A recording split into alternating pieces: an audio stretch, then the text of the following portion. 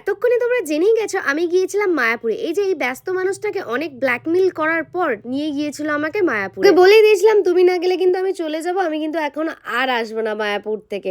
তাই ওই ভয়ে আমাকে নিয়ে গিয়েছিল। আর দেখো এখানে যেহেতু রাস বসবে আর পুরো রাস্তাঘাটে এরকম ভিড় ছিল, কারণ প্যান্ডেল হচ্ছিল, ঠাকুর কুনোকে সব রেডি করছিল। তো আমরা একদম চলে এসেছি। আর এসে আগে হোটেল দেখতে গিয়েছিলাম।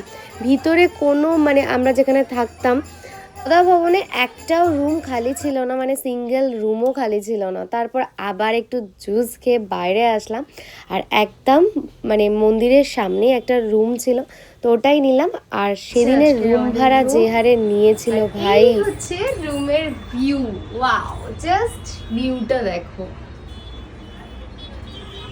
যেরকম দীঘার সাইডে প্রচুর হোটেল রয়েছে, তেমন মায়াপুরে মাত্র 48টা হোটেল রয়েছে। কোনো হোটেল সামনের দিকে হোটেল খালি ছিল না, এমনকি ভিতরেরও কোনো থাকার যে ভবনগুলো রয়েছে সেগুলোও ছিল না।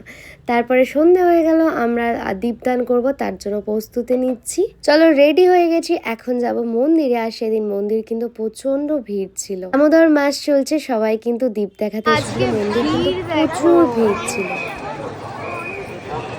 এখন যাবো আমি ভগবানকে দীপদান করতে, যেহেতু ফোন অ্যালাউ নেই তাই তোমাদের দেখাতে পারলাম না। চলো দীপদান করে আসি।